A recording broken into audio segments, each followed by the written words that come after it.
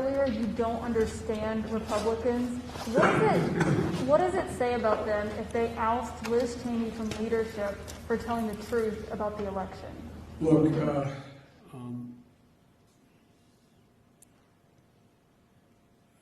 it seems as though the Republican Party is trying to identify what it stands for. And they're in the midst of a significant sort of mini revolution going on in the Republican Party. I've been a Democrat for a long time.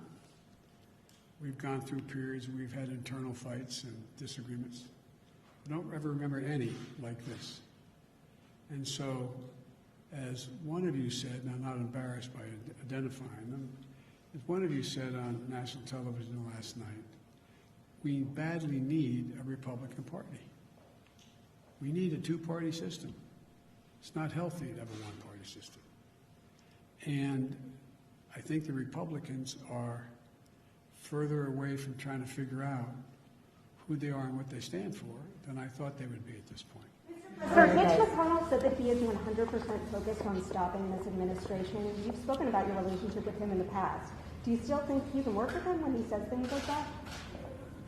Look, he said that in our last administration, Barack, he was going to stop everything. And I was able to get a lot done with him.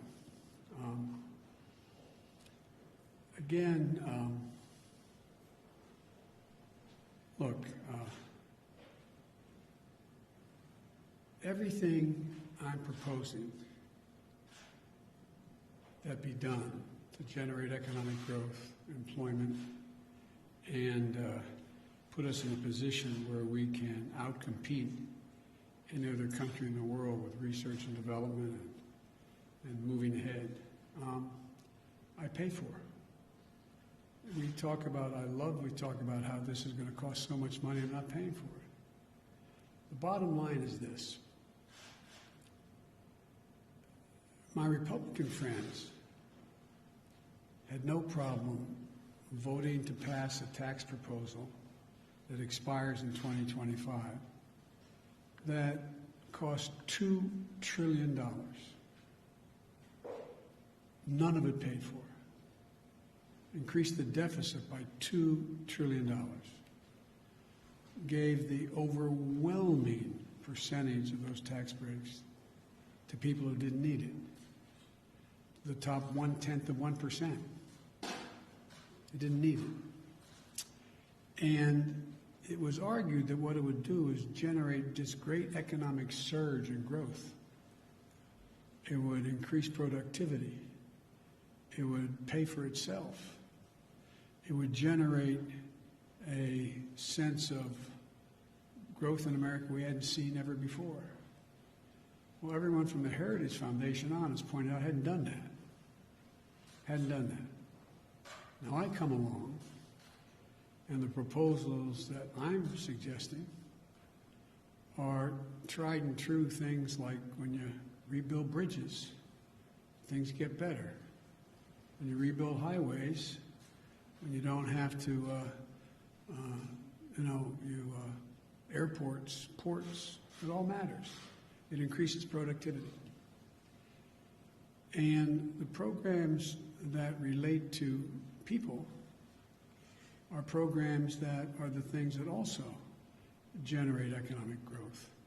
And I view them as, for example, tax cuts for middle class, upper middle class, and working class people. And so you eliminate a few of the, just have the super wealthy begin to pay their fair share.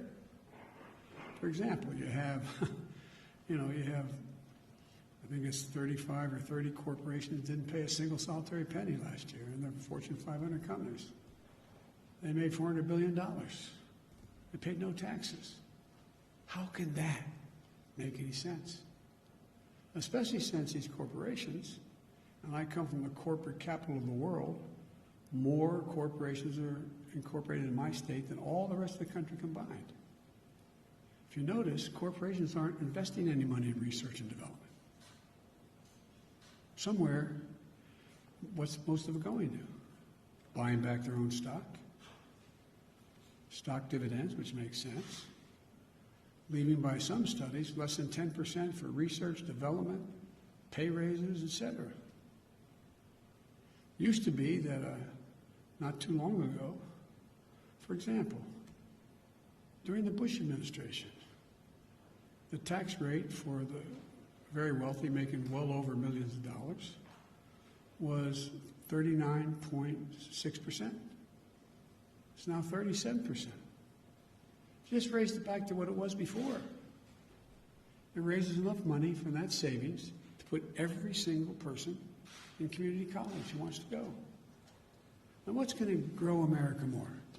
What's going to help you and your security more?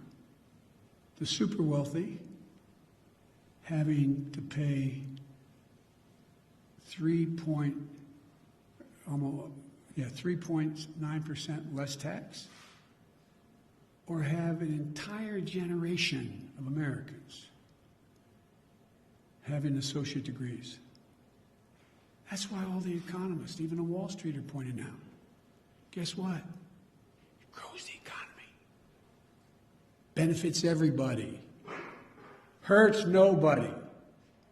But now it's talked to the Wall Street Journal, talk about it as a welfare program. It's about growth. And so, you know, the idea that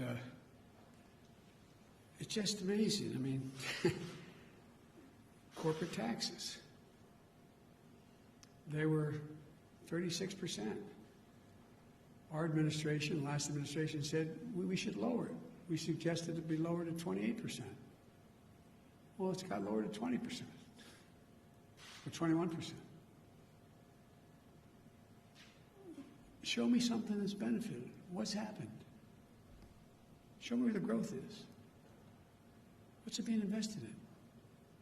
Yes. On the corporate tax rate, have you talked to CEOs about that? And have you? Yes. Are you open to say 25%? I'm open to compromising. Yes. It doesn't have to be exactly what I say, but to suggest that, which some of the folks are suggesting, and I'm going to meet with the Republicans next week when they come back, and seriously meet with them. I'm willing to compromise, but I'm not willing to not pay for what we're talking about. I'm not willing to deficit spend. They already have us $2 trillion in the hole. So, and by the way, you saw, you know, the last 5 leaders of the Fed coming out and saying what they say. They said Biden's plan is going to grow the economy. You have Moody's talking about increasing up to, I don't know what the most recent one is, 16 million new jobs. It's about growth, not stunting growth. Like I said, not too long ago, I guess it was back in the 2000 range, thereabouts. Don't hold me the exact year. I'll have my staff come back with the exact date. The average CEO of the Fortune 500 companies makes like 36 times what the average employee of that corporation made. It's over 450 times as much now. As my mother would say, who died and left them boss? No, seriously, what rationale? Tell me what benefit flows from that. We're not going to deprive any of these executives of their second or third home, travel privately by jet. It's not going to affect their standard of living at all. Not a little tiny bit. But I can affect the standard of living that people I grew up with.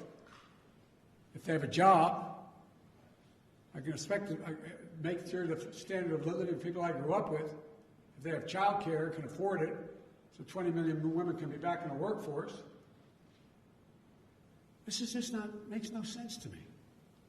But I'm going to have to be able to explain this, and I'm going to keep banging at it. I think I'm not being solicitous, so I'm not trying to ruin your reputation. I think most of you understand what I'm saying. Whether you agree with me or not, I think you understand what I'm saying. It's fair to say this is about making the average multimillionaire pay just a fair share. It's not going to affect their standard of living a little bit.